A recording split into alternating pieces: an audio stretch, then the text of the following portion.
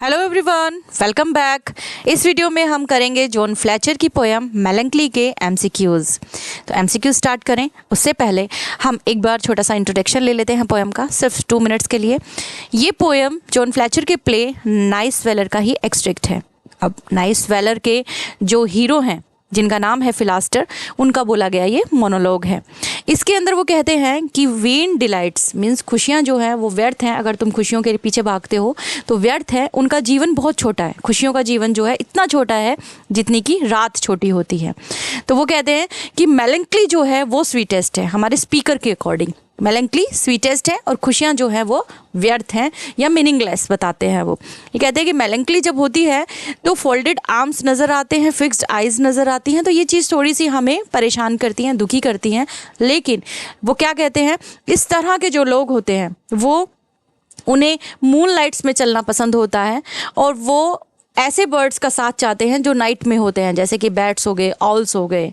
उस समय तक बाकी के जो बर्ड्स हैं वो अपने घर चले जाते हैं, लेकिन ये लोग उनका साथ निभाते हैं। बैट्स हैं, ऑल्स हैं, और ऐसी जगह पर वो रहना पसंद करते हैं जिन्हें आप कह सकते हो कि ग्लूमी वैली के अंदर वो अपनी लाइफ के लास्ट ब्रेथ तक रहना पसंद करते हैं। तो ये हमारी पोएम है। अब हम करते हैं इससे रिलेटेड एमसीक्यूज़।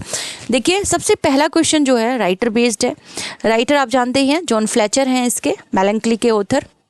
नेक्स्ट क्वेश्चन है हमारा मेन थीम पर। मेन थीम पोएम का जो टाइटल है वही है melancholy.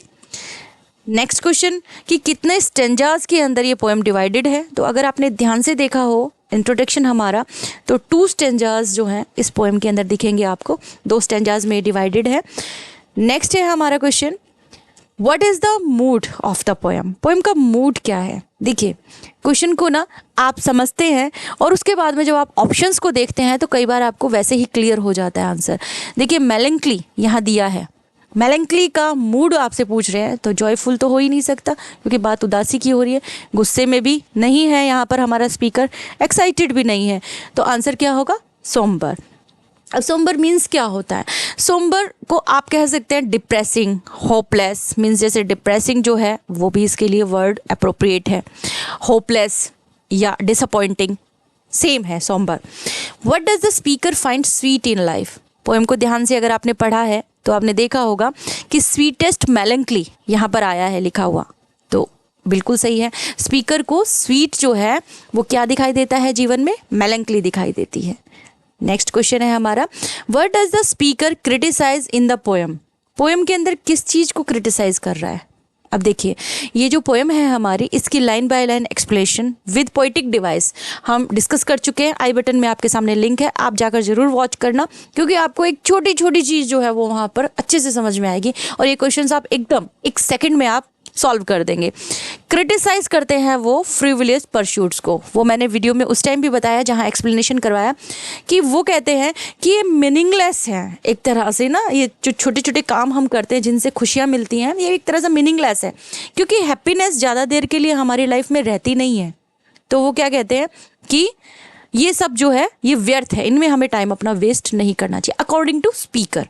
Okay, next question, the poem melancholy by John Fletcher is part of which play. Most important question है ये, खाली कॉम्पिटिटिव एग्जाम में ही नहीं, मीन्स आप ये समझिए कि कभी भी कहीं भी कोई भी आपसे पूछ सकता है। अगर आपने जॉन फ्लेचर को पढ़ा है, इस मेलंकली को पढ़ा है, तो वैसे भी आपसे पूछा जा सकता है अगर आप लिटरेचर के स्टूडेंट हैं तो नाइस वेलर से ये पोएम जो है ये ली हुई है। ये इसके जो हीरो है नाइस वेलर के फिलास्टर, उनका बोला गया मोनोलॉग है। ये भी आपसे पूछ सकते हैं, तो प्लीज़ नोट कर लेना इसको। इसीलिए मैं आपको कहती हूँ कि वीडियो को ध्यान से देखा करिए, लास्ट तक देखा करिए, क्योंकि हर एक जगह कुछ ना कुछ इंपॉर्टेंट आपको अलग से मिलेगा। Next question, what does the speaker suggest about wisdom. Wisdom के बारे में यहाँ स्पीकर क्या सजेस्ट करते हैं कि बुद्धिमानी किस चीज़ में है। वो कहते हैं बुद्धिमानी इस चीज़ में है कि हम जीवन का जो मेन सच्चा जो मतलब है उसको समझें, कि लाइफ का सच्चा जो मीनिंग है उसको समझें। यही है विजडम, मतलब स्पीकर के according. What does the speaker welcome in the poem. Speaker किस चीज़ का स्वागत करता है यहाँ पे। स्पीकर स्वागत करता है फिजिकल मैनिफेस्टेशंस ऑफ मेलंकली का। फिजिकल मैनिफेस्टेशंस क्या है, इसका मतलब होता है शारीरिक अभिव्यक्ति। यहाँ उन्होंने ना मेलंकली के बारे में बोला है, फोल्डेड हैंड्स होती हैं, हाँ एक जगह कहीं ना नज़र टिक जाती है, इस तरीके से फिजिकल मैनिफेस्टेशन किया है। Okay, next question, what sound does the speaker feed upon. अब देखिए इस क्वेश्चन को ना समझने के लिए आप थोड़ा सा अपना कॉमन सेंस लगा सकते हैं। देखो बात हो रही है उदासी की, सैडनेस की, हाँ तो किस तरह का साउंड पसंद करेगा। अब जब कोई उदास होता है, परेशान होता है, या तो सैड सॉन्ग सुनता है या फिर अपने रूम में जाके बैठ जाता है चुपचाप लाइट बंद करके, यही होता है ना। सेम उसे क्या पसंद है, क्या चीज़ है ऐसा जो स्पीकर के लिए भोजन का काम कर रहा है एक तरह से, वो है मिडनाइट बेल एंड पार्टिंग ग्रोन्स, यानी विदाई के गीत समझ लो। मिडनाइट बेल यानी जो अर्धरात्रि के अंदर आधी रात में जो ध्वनि सुनाई देती है, जो आवाज़ें सुनाई देती हैं, जैसे बर्ड्स जो होते हैं सभी अपने अपने घोंसलों में लौट जाते हैं, लेकिन ऑल हो है एक, तो एक बैट्स होते हैं जो रात में इन लोगों का साथ निभाते हैं, जो कि उदास है, परेशान है। Next question, What does the speaker do in a still gloomy valley? Still gloomy valley यानी शांत उदासी की जो घाटी है उसके अंदर स्पीकर क्या करता है, क्या चाहता क्या है वो। एक तरह से आप ये भी कह सकते हो, इस क्वेश्चन को ऐसे भी पूछा जा सकता है कि स्पीकर की विश क्या है। वो कहते हैं कि दे स्ट्रेच देयर बोन्स, कि टिल द डेथ वो वहीं रहना चाहते हैं, कि वो कहता है कि मेरी हड्डियाँ जो हैं वो चारों तरफ फैल जाए, यानी मैं इसी घाटी के अंदर गुम हो जाना चाहता हूँ। Clear. Next question, what does the speaker compare vain delight to. Vain delight आया है आपकी पोएम के अंदर, उसको किस चीज़ से कंपेयर कर रहे हैं। वेन डिलाइट क्या, व्यर्थ खुशियाँ, किस चीज़ की व्यर्थ खुशी ये है, किस चीज़ से कंपेयर कर रहा है। वो कह रहा है कि खुशियाँ जो है ना उनकी उम्र बहुत छोटी है। कितनी छोटी है, शॉर्टनेस ऑफ नाइट्स की जितनी छोटी है, यानी जितनी रात छोटी होती है, आप सोए आंख बंद की और एकदम से जब आंख खोलते हैं तो लगता है सुबह हो गई और लगता है अरे यार इतनी जल्दी रात निकल गई। सेम कंपेयर करते हैं किससे, खुशी को, कि छोटी रात जैसी होती है वैसे ही खुशियाँ जो है वो भी जीवन में थोड़े से टाइम के लिए ही आती हैं।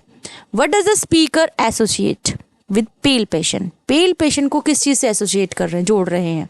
तो आपने ध्यान से पोएम को अगर पढ़ा है तो देखते ही आपको ध्यान आ गया होगा, fountain heads and pathless groves, रास्ते नहीं दिखते जिन घाटियों में, उनके साथ। पेल पैशन क्या है, देखो इस शब्द को आप समझ सकते हो। पेल का मतलब होता है पीला पड़ जाना, पेशेंस जो हमारे अंदर होते हैं उसकी बात हो रही है। कि देखिए कोई लवर है, बहुत उदास है क्योंकि उसकी बिलव्ड उससे दूर हो गई है, तो वो ऐसे हो जाता है जैसे कि कोई बीमार इंसान, सिक पर्सन की तरह, उदास एकदम कमज़ोर कमज़ोर सा, चेहरा पीला पड़ जाता है। दैट इज़ कॉल्ड पैल्पेशन, यानी उसके अंदर जो पेशेंस है ना, जो उसके पेशन है वो अब कमज़ोर पड़ गए हैं। तो उसको किस चीज़ से जोड़ रहे हैं, pathless groves and fountain heads से। क्लियर। नेक्स्ट क्वेश्चन हमारा, व्हाट क्रिएचर्स, कौन से क्रिएचर है ऐसे जो जाग रहे हैं during the speakers moonlight walk. जब स्पीकर चांदनी रात में चल रहा है तो कौन से ऐसे पक्षी हैं, कौन से ऐसे जीव हैं जो उसका साथ निभा रहे हैं, उसके साथ जाग रहे हैं। तो ये अगर पोएम भी नहीं पढ़ी तो भी कोई कॉमन पर्सन जो है जिसने पोएम भी नहीं पढ़ी है ना, तो वो भी बता देगा कि आधी रात को कौन जागते हैं, बैट्स और ऑल्स जागते हैं। क्लियर है। Next question, what does the speaker suggest about the nature of happiness. भाई हैप्पीनेस का नेचर जो है वो स्पीकर क्या सजेस्ट करता है, कैसा होता है हैप्पीनेस, यानी कितने टाइम तक रहती है। इसको इस तरह से समझ लो, इसकी क्या प्रकृति है हैप्पीनेस की, परमानेंट है, नो इट इज़ ट्रांजिएंट, ये क्षणभंगुर है, यानी कुछ पल के लिए होती है और गायब हो जाती है। What does the speaker find in melancholy. Melancholy के अंदर स्पीकर को क्या मिल रहा है। अब पोएम को ध्यान से हमने पढ़ा है अच्छे तरीके से और एकदम से हमारा ध्यान यही जाएगा, एक अलग ही तरह की अद्भुत तरीके की, मतलब एक मिठास जो है मेलंकली के अंदर स्पीकर को मिलती है। स्पीकर ने मेलंकली को ही स्वीटेस्ट कहा है। ठीक है। नेक्स्ट क्वेश्चन, ये देखिए पोइटिक डिवाइसेस से रिलेटेड क्वेश्चंस हैं। अब आगे हमारे 5-6 क्वेश्चंस बहुत ही इंपॉर्टेंट है। What poetic device is used in the line a look that's fastened to the ground. एक निगाह, एक नज़र जो बिल्कुल ग्राउंड की तरफ चली गई है, यानी कहने का मतलब कि कोई उदास इंसान है, उदास इंसान बैठा है तो उसकी जो नज़र है ना, उसकी जो निगाह है वो एकदम से ना बिल्कुल एकदम ऐसे धरती की तरफ चली जाती है, एकदम नज़र नीचे की तरफ वो देखने लगता है, निगाह नीचे की तरफ टिक जाती है।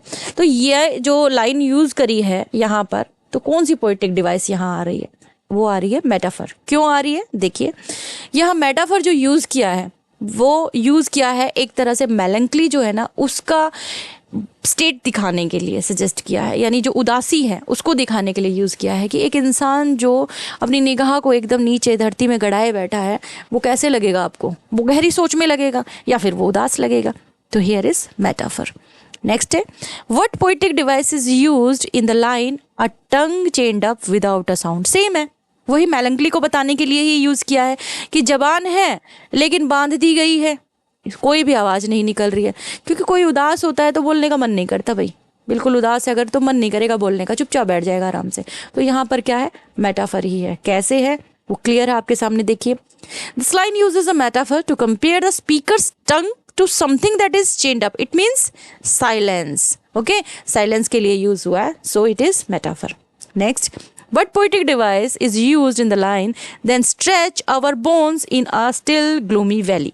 अब देखो यहाँ पे जो यूज हुआ है ना पोएटिक डिवाइस, वो तो हम आपको बताएंगे इसके अकॉर्डिंग, यानी जो हमारे पास option A B and C and D दिए हैं उसके अकॉर्डिंग। लेकिन एक और पोएटिक डिवाइस है वो आप इसमें से मुझे निकाल के बताएंगे, बहुत ईजी है, जिसका हम अक्सर जिक्र करते हैं। तो पहले हम ये कर लेते हैं कि कौन सी पोएटिक डिवाइस है, मेटाफर है यहाँ। क्यों है, क्योंकि देखिए स्टिल ग्लूमी वैली यहाँ बताई है, तो क्या चीज़ बताने के लिए यूज़ किया है, यहाँ पे बताया है डेथ के बारे में। अब stretch our bones, gloomy valley के अंदर स्ट्रेच करनी है अपनी बोन्स को। हड्डियाँ कब बिखरती हैं, मरने के बाद, यानी यहाँ पे ना एक तरह से डेथ को, रेस्ट को डिस्क्राइब करने के लिए इसे यूज़ किया है। तो ये क्या है, मेटाफर है। और जो एक और पोएटिक डिवाइस निकल कर आती है वो भी आपने बतानी है। एक हिंट मैं आपको दे देती हूँ, इसके अंदर रिपीटेशन हो रहा है कॉन्सोनेंट साउंड का। ओके, चलिए next, what poetic device is used in the line nothing is so dainty sweet as lovely melancholy. Lovely melancholy पे ध्यान देना है बस। इनको देखकर आपको क्या लग रहा है, कौन सी पोएटिक डिवाइस है? देखो लवली भी है और मेलंकली भी है। भाई मेलंकली लवली कैसे हो सकती है? स्पीकर के अकॉर्डिंग तो स्वीटेस्ट है, लवली है, लेकिन हम हमारे अकॉर्डिंग अगर इसको पढ़ रहे हैं तो हम क्या जानेंगे कि यहाँ पोइट ने क्या यूज़ किया है। दोनों चीज़ें एक दूसरे से एकदम डिफरेंट है। तो क्या है, ऑक्सीमोरन। कैसे है, देखिए कंट्रास्ट है आइडियाज़ के अंदर, दोनों चीज़ है, मेलंकली है और वो भी कैसी है, लवली। नेक्स्ट, सेम वही है लेकिन थोड़ा सा डिफरेंट कर दिया इसको, यहाँ स्वीटेस्ट बता दिया मेलंकली को, तो भी ऑक्सीमोरन है। लवली क्या स्वीटेस्ट, मेलंकली हो ही नहीं सकती, तो क्या हुआ, ऑक्सीमोरन। देखिए बताया ना, स्वीटेस्ट कंट्रास्ट कर रहा है। Next question, what poetic device is used in the line places which, ध्यान देना, पेल पेशेंट लव। पेल यानी पीला पड़ जाना, पेशेंट लव, पेशेंट जो है ह्यूमन बीइंग के अंदर होते हैं, लिविंग के अंदर होते हैं, भावनाएं हैं, वो किस में होंगी, लिविंग में होंगी। लेकिन प्लेसेस है, प्लेसेस नॉन लिविंग। ओके, अब ये लिखते ही आपको ध्यान में आ गया होगा, नॉन लिविंग, पेशेंस की बात हो रही है, पेलनेस की बात हो रही है, तो ये कौन सी क्वालिटी हो गई, ये लिविंग वाली हो गई। ठीक है, अब इन दोनों का एक साथ में अगर कंपैरिजन हो रहा है तो यहाँ पर क्या आएगा, पर्सोनिफिकेशन आएगा, क्लियर सी बात है। ठीक है ना, पेल पीला पड़ जाना, जैसे मैंने आपको बताया कि कोई बीमार हो जाता है, परेशान होता है, दुखी होता है, तो उसका चेहरा मुरझाया मुरझाया ऐसा हो जाता है, तो तब हम कहते हैं कि चेहरा जो है वो पीला पड़ गया। कैसे है पर्सोनिफिकेशन, देख लीजिए कि personification is a figure of speech in which an idea, object और animal is given human attributes, है ना, ह्यूमन एट्रीब्यूट्स जब दिखाए जाते हैं। In this case pale patient जो है ना, ये पर्सोनिफाई हुआ है कि कोई जो है वो कैपेबल है लविंग के, क्या, प्लेसेस, वो जो जगह जिनकी बात की है, ग्लूमी वैलीज जिनकी बात की है ना, उनके लिए।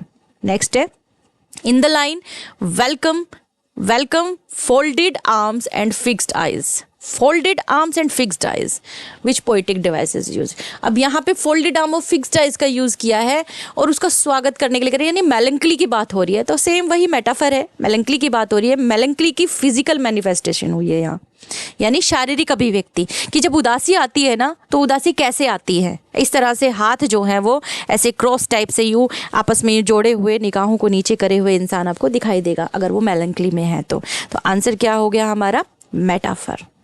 वीडियो पसंद आया तो उसे लाइक कीजिए, शेयर कीजिए, चैनल को सब्सक्राइब कर लीजिए। Thanks for watching.